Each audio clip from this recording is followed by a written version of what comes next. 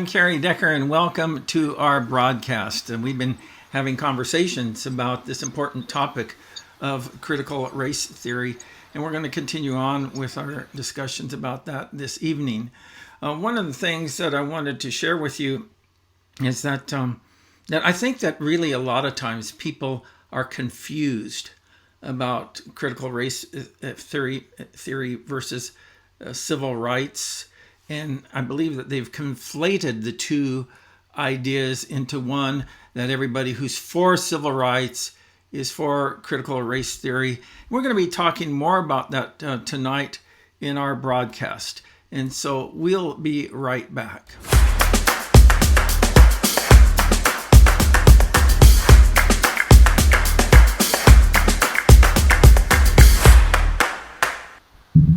Hi, Leroy. Welcome to the broadcast. I appreciate you taking time to be with us tonight and to discuss these important topics.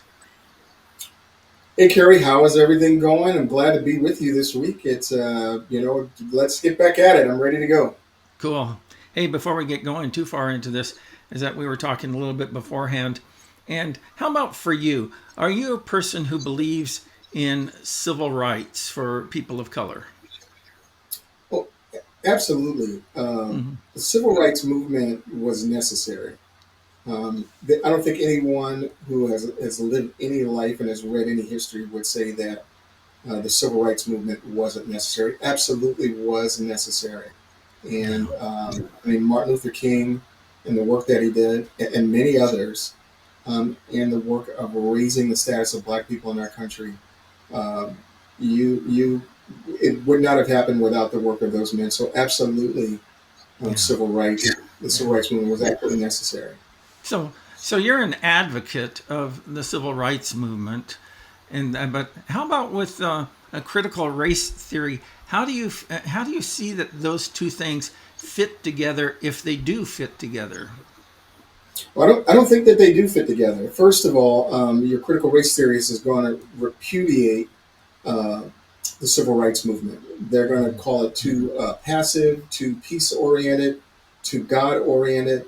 And if you can think about it, Martin Luther King's, famous mantra is that, that little Black girls and little white girls and little Black boys and little white boys would be able to live together in peace and judge each other by the content of their character, whereas critical race theory has no concept of that in it. As a matter of fact, critical race theory discusses the domination of whites, that Blacks need to, whites need to ally and be quiet and be silent. There's no equality at work here. This is just a supposed switching of roles, one form of domination to another form of domination on their view. Yeah.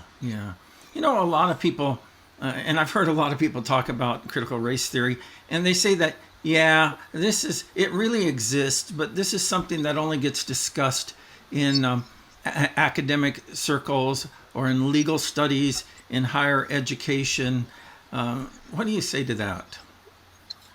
They say those sorts of things, but when you have schools where grade schoolers are asked to rank themselves in terms of their white privilege, or they are or colleges are segregating Black students from white students, or they're having Black graduations, all these nonsensical sorts of things that are going on in society today, it's very difficult to say that it is limited to legal studies. It's and I think that's just a ruse to belittle the people who are bringing it up as an issue, and to not have to talk about these very real facts on the ground.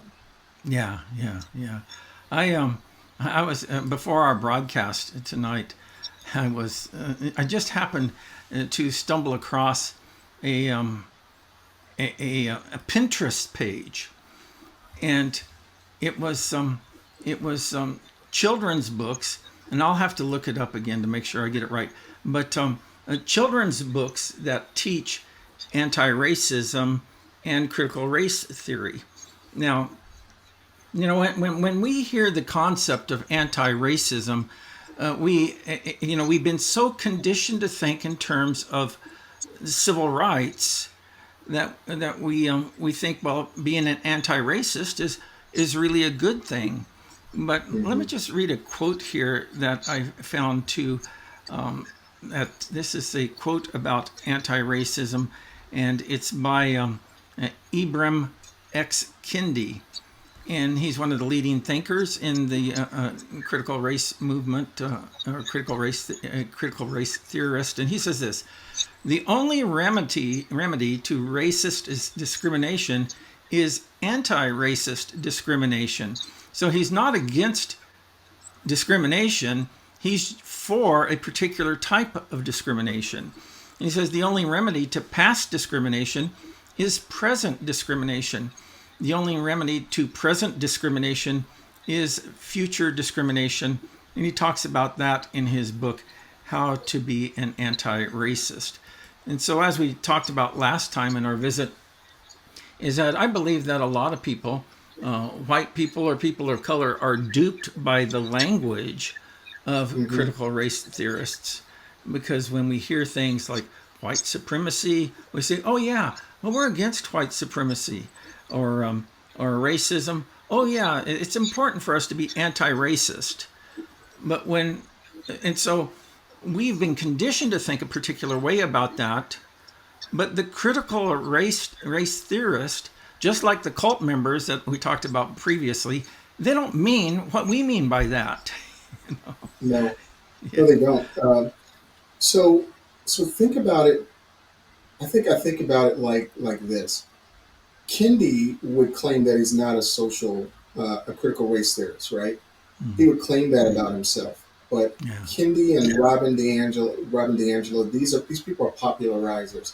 They take their concepts from critical race theory and reframe them in such a way as to make them normal for mainstream. And you're 100% right when you say they say something that they don't mean. So anti-racism. So Kendi would say that you have racists. Mm-hmm. And then Kendi would say that you have the opposite of racism is anti-racist. So Kendi wants to develop these two classes of the racist and the anti-racist in order to move those people who he thinks are in the middle from the neutral ground, who are not racist in and of themselves, to action. So by framing it in such a way as that the opposite of the one of racism is anti-racism, what he does is he gets to make the people who are in the middle, who are neutral, as Kendi would put it, he gets to claim that ultimately, because they're not activists, they're pro-racist. Exactly. When the reality is their stated position is they're not racist. They're just not activists. So the term anti-racism is a cudgel to move people from neutrality to a more activist position, and that's kind of what we've seen over the last few years. Yeah. We got some slides that we want to go through tonight because we've been talking about some of these key concepts that are behind critical race theory. And so let's just jump over to those and let's be reminded that critical race theory, according to Christopher Rufo, is an academic discipline that holds that the United States is a nation founded on white supremacy. And as we talked about before, this concept of white supremacy just roughly is equivalent to Western civilization. And so talking about democracy and the rule of law and equality theory and some of these other things, is that that's what the critical race theorist means when they use the term white supremacy. They don't mean neo-Nazis or the KKK or something like that. And so that if you hold to the values of Western civilization, you're a white supremacist. And so Rufo, he goes on to say that the United States is a nation that's founded on white supremacy and oppression, and that these forces are still at the root of our society. So let's go through this discussion of equality versus equity, and begin to understand a little bit better the difference between the two. How about for you, Leroy? What do you think best serves the interests of people of color? Equality or equity? Well, it's clear that it's equality, Mm-hmm. and I would venture to say that people of color uh, don't believe in equity either. Mm-hmm. I would say that equity is a useful tool for people to gain power, but Yeah. they don't believe in equity themselves because, I mean, think about it. They're not leaving their jobs and giving their jobs to someone who was less fortunate of them that are white. Yeah. They're, Yeah. they're not going to do that, right? Mm-hmm. They're not going to say that this, Mexican person or Italian person is less fortunate than them, and I'm going to leave my position of influence and affluence and let this Mm-hmm. other person have it so that we can all be fair. Of course, they're not going to do that. No. No. So Yeah. they don't believe in equity. The people who are pushing equity, that is, they don't believe in equity. What they really believe in is equality, and they believe in power. The people Yeah. who are pushing equity. Yeah. Yeah. That's for sure. And so, um, when we're talking about equity, and it's important for us to be clear about terms, is that I like what James Lindsay says about this, and sure, he's a person who is a critic of critical race theory, but I think that his criticisms are valid. And he writes this on his website to New Discourses. He says, most people would probably assume that social justice is primarily interested in equality and creating a fair society in which everyone gets equal opportunity. They would be sorely mistaken. In the theory of social justice, equality and equal opportunity, according to folks who espouse critical social justice, that they're just myth. They're ideological lies told by the dominant groups in society to justify their own privilege and to rationalize the oppression of others while allowing them to mistakenly believe that they have more opportunity than they do. And so it's important for us when we are talking about these concepts to be clear, because I think the average person, when they hear the word equity, they say, "Well, yeah, I'm all in on that." Yeah. Well, think about this: equality, that we're all essentially equal, that Mm-hmm. belief is enshrined in our Constitution, creates the conditions for equity, right? Okay, But that's good. equity is something that is worked for, something that Mm-hmm. is earned. It's an opportunity that you've taken advantage of. So equality creates the conditions for equity to take place. But now, if you reverse that, right? If you take equity and Yeah. you make that the pursuit, then those very things which make us different and which make us unique, and which we've been able to capitalize off. Yeah. Maybe it is my ability to jump and to run and to Mm-hmm. throw, or to think, in mathematics, or some other unique gift that I have that I've been able to take advantage of and provide for myself and my family. Now that unique thing is equalized over people or two people who don't have that same gifting. Why? Because the pursuit is not giftedness or my hard work or Mm-hmm. my ability or entrepreneurship to take advantage of the giftings and opportunities that I have. That's irrelevant. The only goal is that we're all equal.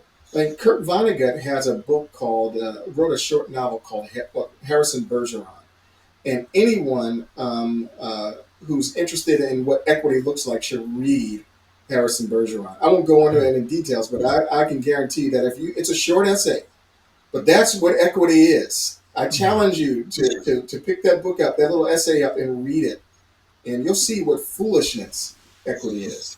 I'm going to have to look it up. I've never heard of it until just now. So, Well, it is one of, I saw this video, and I yeah. was like, what is this about? And then I looked it up, and just in short, Harrison Bergeron lives in a society where the ministry handicaps everyone. So if you're smart, you get a handicap that interrupts your thinking every 10 seconds. If Mm. you're strong, you have to walk around with weights on that prevents you from using your strength. If you're beautiful, you have to wear a mask that makes you look like everyone. And Harrison Bergeron happen to be the strongest, most beautiful, most talented person in the world, and he has 10 to 15 handicaps. And ultimately, what Harrison Bergeron does is he breaks into where the TV is and where they're controlling everybody, and he takes off all of these handicaps and shows everyone how beautiful he is and how wonderful he is, and they kill him. And then they institute the handicaps. So that's what equity is all about. Equity is like, this is like taking LeBron James and Michael Jordan and putting chains on them, 200-pound chains on them so they can play basketball like I do, right? Nobody wants to see that. That's equity. That's what they mean by equity, that you handicap those who are gifted, who have ability, so that everybody else can feel normal. I mean, I hate to say it in these terms because it's polite society, but this is foolish. I won't even say what I was going to say. It's just foolish. So we talked a little bit about equity. Is that let's talk about one of the most popular memes that you'll find on the internet about equity, and I call it Pee-wee at the ballpark, and it's supposed to illustrate equity. And here it is that Pee-wee visits the ballpark, and on one side we have this tall man who's standing on a crate, and then we have middle man who's standing on a crate, and then poor little Pee-wee who's standing on the crate. And so that's equality. Everybody has one crate, but equity is when tall man gives his crate over to Pee-wee, and everybody can enjoy the game from there on out. And you see this all over the place. And, Yeah. one of the things that kind of grates me about this illustration, and who's supposed to be the Pee-wee here in this meme? Well, it's people of color, Right. and Right. and I don't know if you find that to be insulting or not, but there's kind of like this presupposition as a person of color that you are less advantaged. And I can't tell a lot about your house from where I sit, but it looks like a pretty nice place. And, Oh, it's all right. You know what's amazing about memes is, they say a picture is worth 1,000 words, yeah, and you can put a word on it and then make people focus on the one concept without really thinking about the larger picture. What's the larger? And you may have a slide that comes up after that, so I don't want to rob that next slide. But a meme is useful in that it bypasses the eye gate in the sense that it goes right to the heart, and it can cause you to feel a certain way, but not think properly about what you're doing. Yeah. Well, that does bring us up to the next slide there, where the question that I always ask when, and I'm one of these people who is constantly asking questions, not only of political and social issues, but even of religious issues in the Bible and things of that nature. That's one of the reasons why I became a reasonable faith chapter director. Is I'm interested in questions, and I'm interested in important questions. And when I look at this meme, the first thing that comes to my mind is the question, who owns the crates? And if each spectator, tall man, middle man, and Pee-wee brought their own crate to the fence, then whose responsibility is it that Pee-wee can't see the game? Is it? It's certainly not. But what they will attempt to do. I think what you're saying is 100% right. But what they will attempt to make an argument, and this is where critical race theory is much more clever than we think, is when they will make the argument. Well, of course, Pee-wee only had one crate, but why did Pee-wee only have one crate? Well, Pee-wee only had one crate because racism. Yeah. They never ask, why Pee-wee has only one crate. Is it because of issues at home that Pee-wee has one crate? Maybe Pee-wee didn't take time to look and to grab another crate. Maybe he didn't ask a friend to borrow a crate, but they will find reasons that always link back to racism to make Pee Wee's circumstance always a racist issue rather than something a little bit more mundane. Yeah. Like, I got to bring my second crate. Yeah, it's pretty monolithic. It's like you said, it always gets traced back to racism, and that's the only differential to be considered in these situations. Let's take a look here. And by the way, one of the things that I'm wondering is that why should people who are outside the fence be entitled to watch the game anyway? Don't ask those kind of questions. That's too much. That's too reasonable.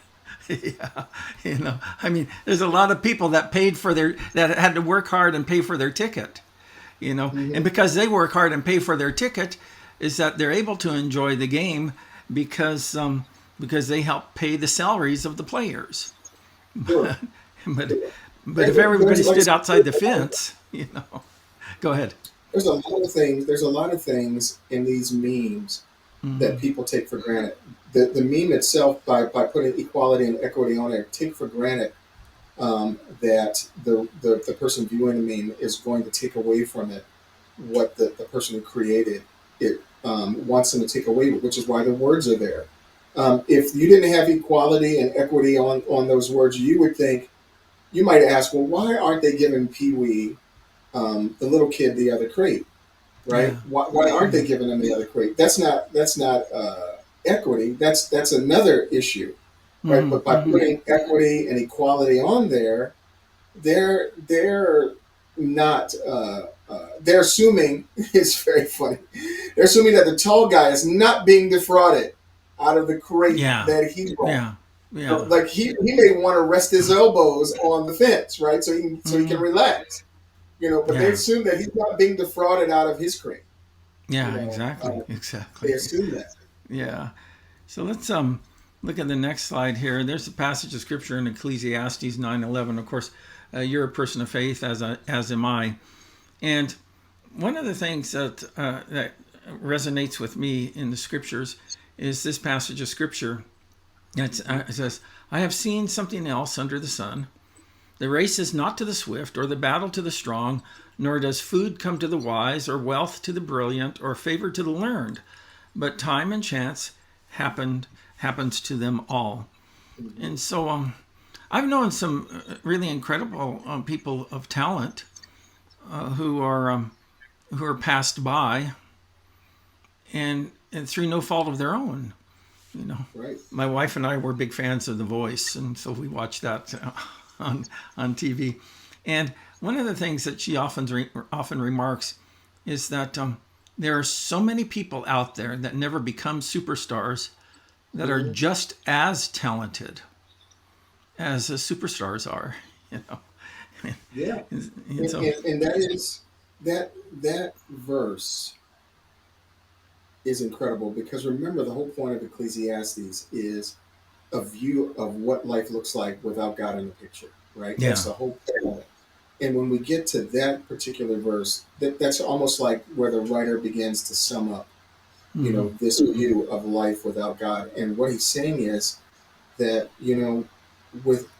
without risk, I think the verses before that is cast your bread upon the waters, for after many days you'll find it.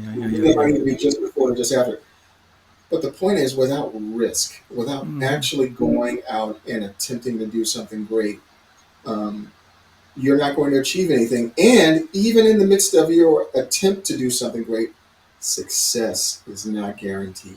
Exactly. And just because you're bigger doesn't mean that you're going to win. And just because you're stronger doesn't mean that you're going to win, or faster. Sometimes you slip and you fall. And I can add this other verse in there that I love, because this kind of fits where it kind of drills into this point.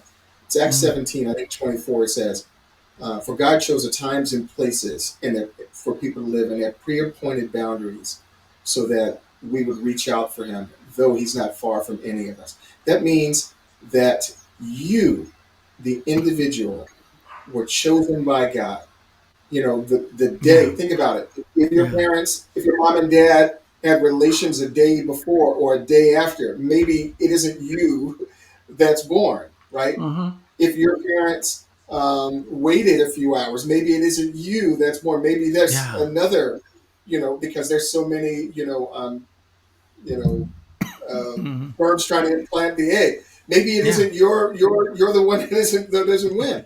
So when you think about it, God Yeah. is so specific about you being Yeah. born, and not just being born to the family that you're born in, Yeah. to this time Exactly. of history that you're Mm-hmm. born in, to the city and the country that you're born in. God chose you specifically to be born.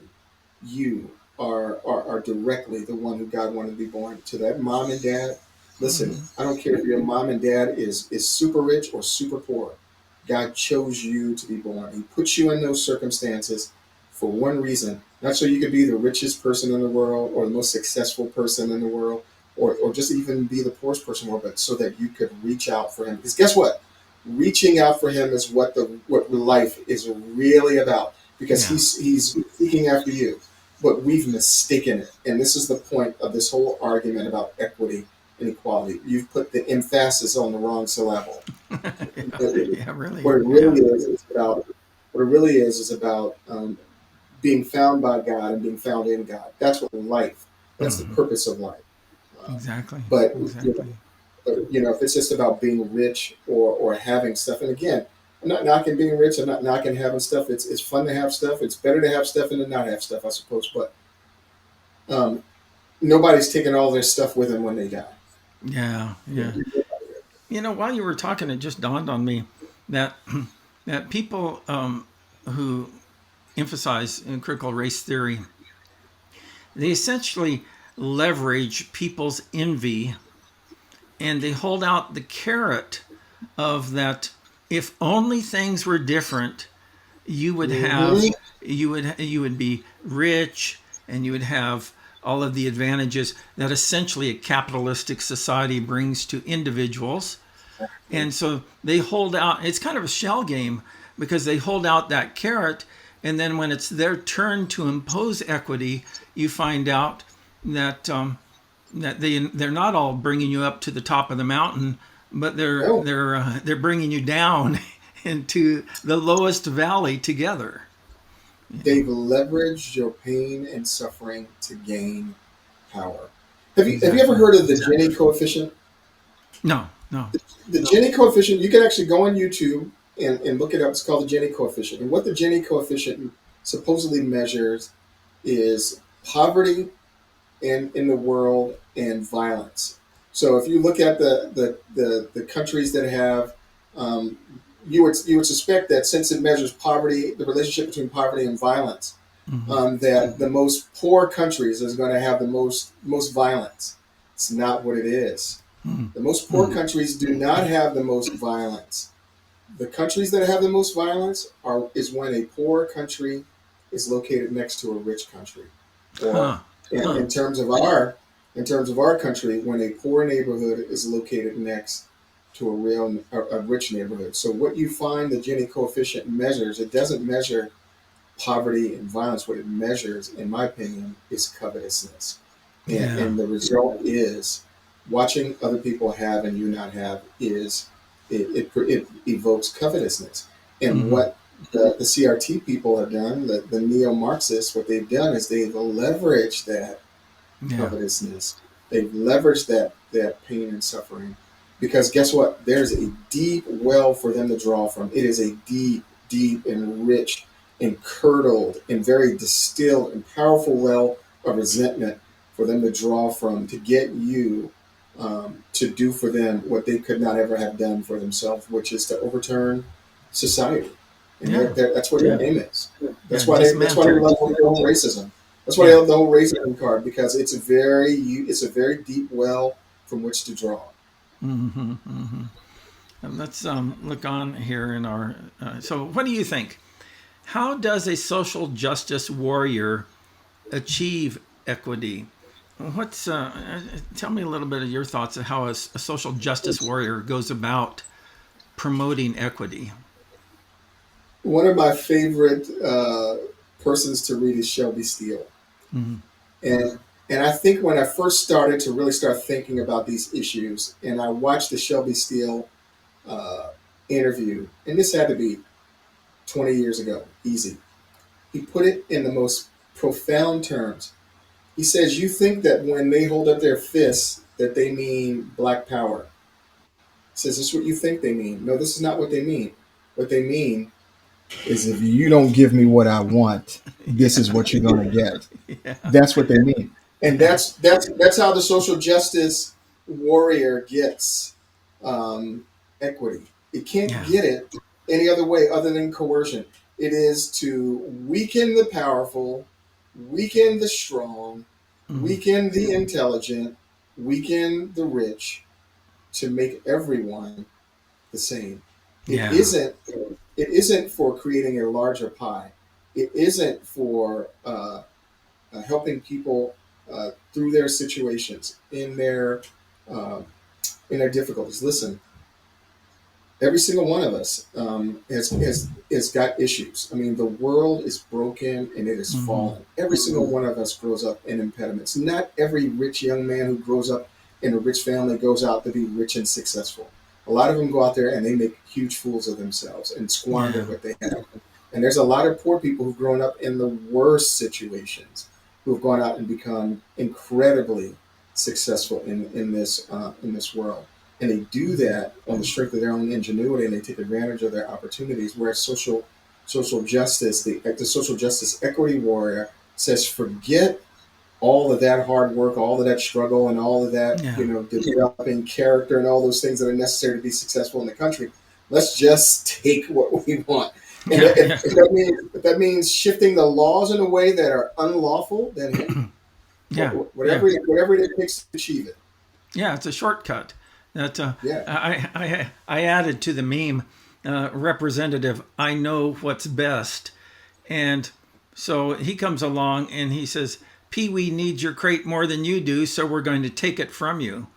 Hmm. And and it's one of the things that it's just so evident, but I think that so many people miss this, is that who gets to decide what's best? Well, it's the people in power that get to decide Yeah. what's best, and they will always do it in the name of, well, I'm promoting equity or helping Mhm. others, and who doesn't want a shortcut? Really, who doesn't want a shortcut to success or more stuff or materialism? That Mhm. we're all willing to take the handout when it's offered. You know. It's a very tempting, situation. When Yeah. when money when the Bible says the love of money is the root of all evil, um, it wasn't lying. It is a Hmm. very tempting situation to take or to get what you want by ill-gotten gain, Yeah. um, and and to enjoy it, because the goal, that's what many people think the goal of life is. And pointing back to situations that we've had in the past of our country, which are legitimate, which were pernicious, which were wicked and evil, and all of that. It's not meant to reconcile the past or to heal the breach, of the past, so to speak. What it's meant to do is to disenfranchise people today, and Yeah. and to take from people today. To steal from people today is just as bad as stealing from people yesterday. Yeah. Really. Stealing from people is bad all around. Hmm. Yeah. So the key, and this is what a lot of folks miss, that the key to achieving equity is coercion. And Hmm. the people that are doing the coercing are the people in power and the people that essentially are tasked with the role of law enforcement. And the Yeah. operative word in law enforcement is force, is that and so we make people do our bidding. So this brings us to another interesting question, is that how then is this different from equality, which also relies on legislative force? You mentioned when off camera, when we were talking about Lyndon Johnson and the Civil Rights Acts of his era, Hmm. And so he essentially signed into law and gave it legislative force, the mandate to protect and preserve, or to promote equality.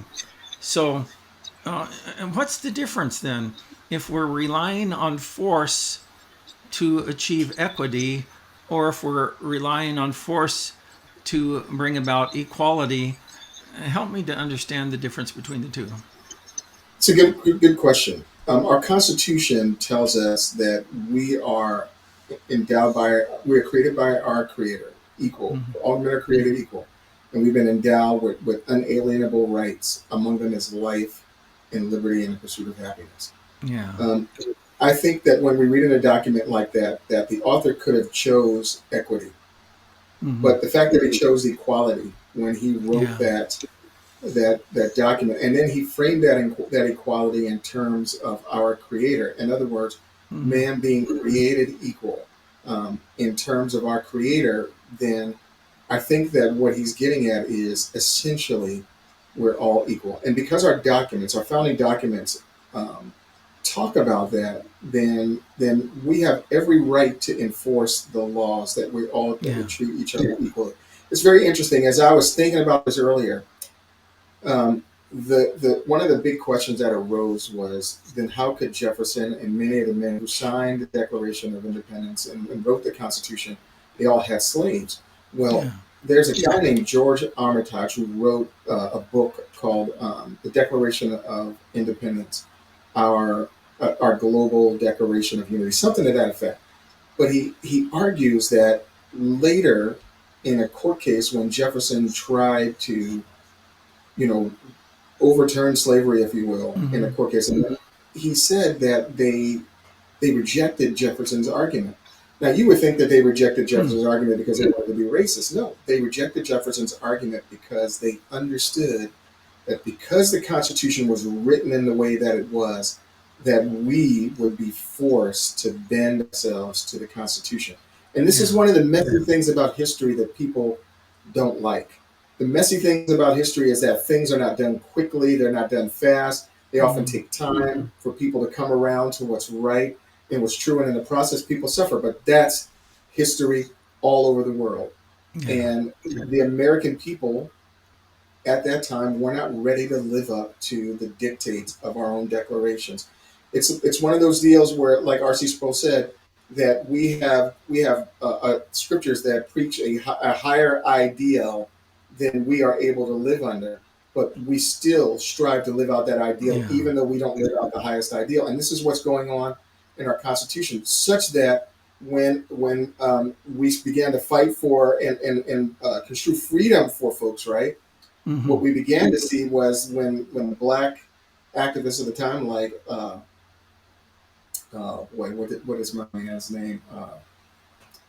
Frederick Douglass Frederick looks at our Douglass. Yeah. Constitution. He says he doesn't see anything racist about it because he sees within it those rights that would free all men already enshrined within it, and all we needed to do is live up to those declarations. And this goes back to this last point that our Constitution guarantees that we're all essentially equal, Mm-hmm. right? But it doesn't guarantee that we will all have equal outcomes. No. To guarantee that we will all have equal outcomes is to turn the Constitution actually on its head and put equity as the goal rather than equality. And the Yeah. only way that you can get equal outcomes is if you force um, people to not be free. Yeah. If you will not let people be free for as long as there's freedom and people can benefit from their choices, whether good or bad, you're always going to have um, difference. Um, Yeah. so I would say that equality and equity are sequential concepts rather than equal. Equality, and essential equality must be first in order to create the circumstances for equity to come about. Mm-hmm. So Yeah. you can't put the cart before the horse, so to speak. Yeah, that's for sure. In our slides here, it says there's a bright line between the two, between equality and equity. No individual is the rightful owner of opportunity or protection. And, in our Constitution, I believe it's the 14th Amendment, it talks about equal protection under the law. And so no individual possesses that right of protection. That what I mean by that is that's the role of the state to protect equal protection under the law. And so that's where equality is concerned. But individuals are the rightful owners of their property, and to redistribute resources and goods, which equity does, if you do that in the name of equity, is to promote an injustice by the state itself, in the name of the state. And so for me, when I begin to think about this, is that that if the state gets in the business of redistribution of goods, is that it's really stepped into the realm of injustice. They become tyrants. John Locke wrote in his 2 treatises on government that men come together first and foremost to protect property. That's the reason why men form groups together, is together we are much stronger than we are separate. So we come together to protect our property. And in coming together to protect our property, what we end up doing is we trade a little bit of our rights in order to do that. But when the government begins to act in a way that says that my property is no longer my property, like homeowners and renters and landlords can't extract rent for their property, then the government has moved in a tyrannical position over people's goods, and that government is in danger, especially in a country like ours, of becoming a tyrannical government. And that's dangerous. Yeah, exactly. So I think that there's also this problem of shifting goalposts. Once politicians get into the equity business, the disadvantaged will be continually redefined. So it may be people of color. It might be people of color who are women, or it might be people of color who are homosexual, or it may be people of color who are this or that or whatever else. There's always going to be some shifting goalpost. And even amongst people of color, we were talking about how that there, even amongst people of color, there is a differential that oftentimes that they see amongst themselves. And that I was going to say, most people who are not in their 50s don't remember what it was like to be a dark-skinned man in our countries.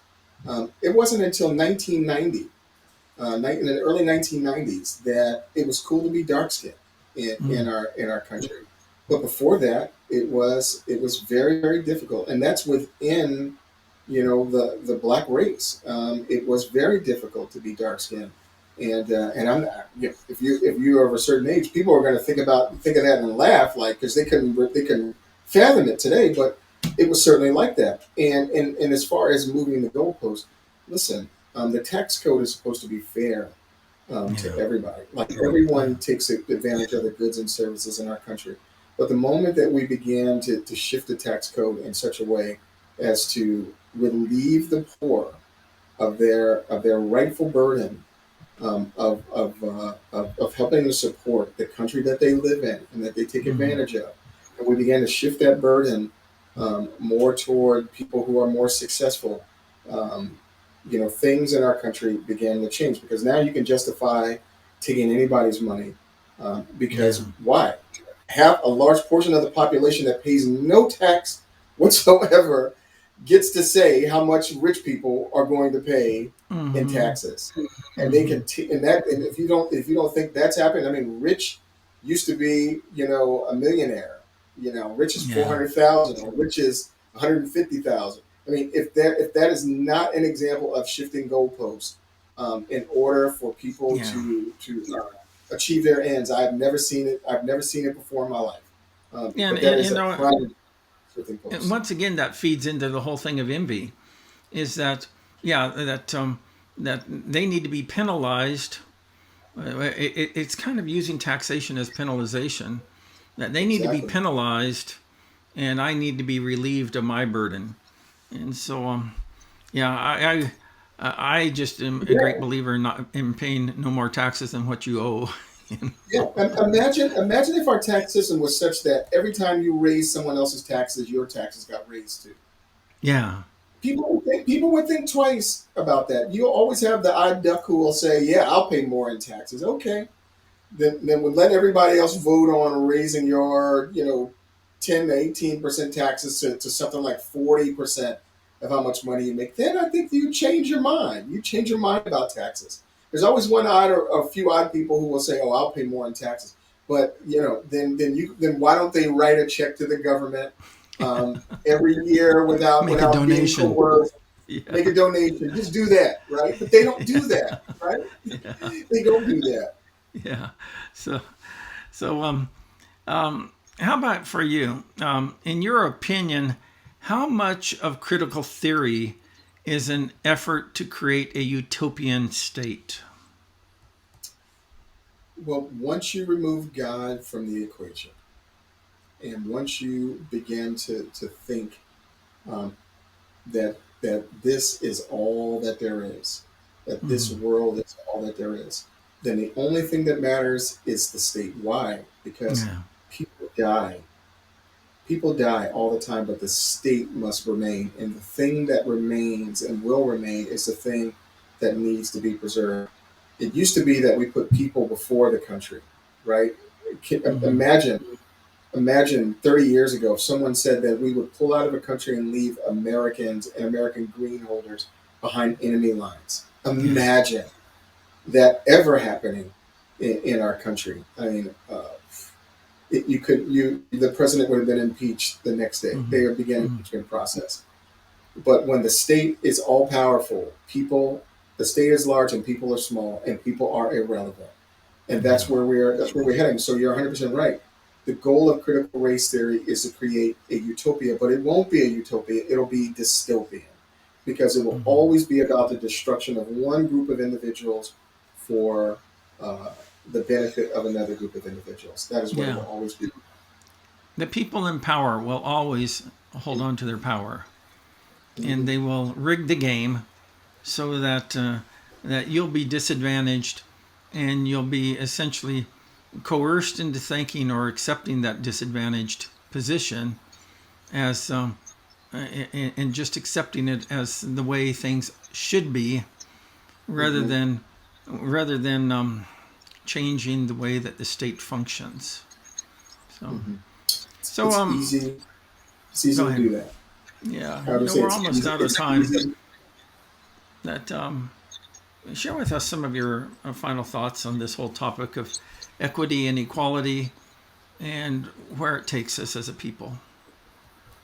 I think if we people who love the Lord are not wise in how this world is shaping and forming us to fit into its image and to abide by its standards rather than a biblical standard and rather than the world full of a world of people who love and revere the Lord, then we're on the path toward destruction. In the Mm-hmm. last 5 years, I think we've heard credible people say that a civil war is upon us. Some people say that we're in a cold civil war right now where people are leaving and dividing on their own. This is not good for our country. It's certainly not good for our children. And it's certainly, I think, in many ways, a repudiation of, of this thing that God has given us, especially this country that God has given us to be free, freest freest country in the world where we can be free to worship and serve Him. I think it is us trading in uh, all of that for a bowl of stew. Yeah, yeah. So, Leroy, I always enjoy visiting with you. I appreciate your insights on these topics, and I appreciate you taking time to share your thoughts with us. And I'm blessed by these conversations, and I just trust that other folks are as well. Once again, Thank you, Leroy, for sharing your thoughts with us. I'm always blessed from these conversations with you, and I trust that you find value in our conversations too. And so I hope that you'll tune in next time for our discussions on this important topic of critical race theory. That's it. We'll see you next time. Bye-bye.